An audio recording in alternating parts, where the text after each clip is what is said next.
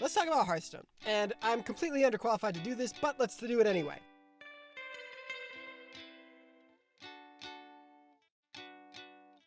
Hearthstone is a game centered around assembling the perfect deck that synergizes with itself using Unity and adorable little creatures like Snowflipper Penguin or Shuma. Like with all Blizzard games, the graphics are top-notch. The art is really well done and polished, the animations are engaging, the sound design is so memorable. The other great thing about the sounds is they're all unique. None of them are the same.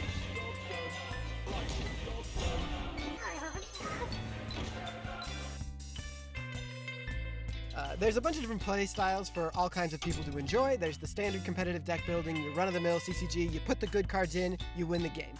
There's also Forgotten Mode for all the old cards that have since rotated out of Standard that everyone pretends like they're going to enjoy, but when Blizzard actually brings them back, everyone's like, why did you do this? There's also Arena for people who watch Kripparrian and want to test the Dunning-Kruger effect in real time. I don't know, how hard can it be?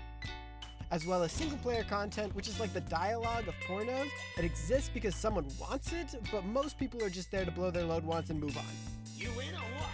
The latest mode they just added was Battlegrounds, which is actually really great for people who want to pretend like they have a lot of skill and let RNGesus take the wheel to victory. It's not difficult at all to learn. All you need to remember is that tempo good. Always use as much mana as you can, no matter the situation.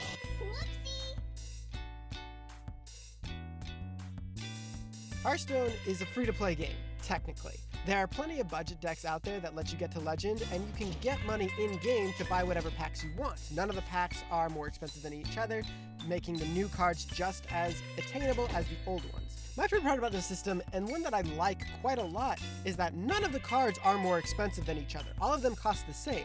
Unlike in Magic or in Artifact, where the best cards can cost 10 to 15 times as much, the Hearthstone cards are all priced the same, thus making it all very attainable. That being said, Blizzard capitalizes on two major psychological fallacies in order to push more card packs and make more money. The first one, FOMO, the fear of missing out, is exactly what it sounds like. You get a set of cards and you're happy with what you have, but there's always another deck out there. There's always new decks coming out. And if you're a free-to-play player, you can't just afford to be crafting everything that comes out. You have to be careful with your dust, unlike people who buy the packs and get to play all kinds of stuff.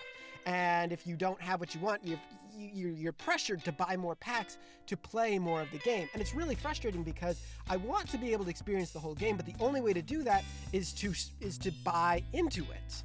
The other one is sunken cost fallacy, and this has to do with once you start investing into Hearthstone, it becomes harder to stop because you've put time, you've put money, you've put effort into this game, and you feel like you're losing something if you walk away from that. So you put more time and money and energy into the game, thus making it even harder to walk away, and Blizzard capitalizes this to the max.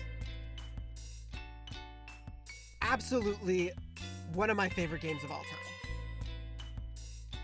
Well, I mean, it depends on how you define good.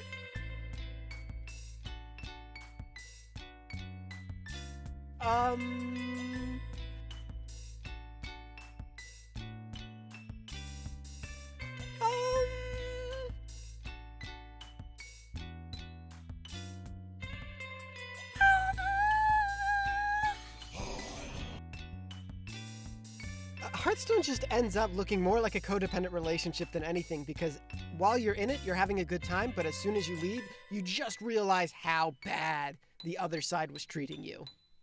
Anyway, take it sleazy. I'm gonna go get to Legend now.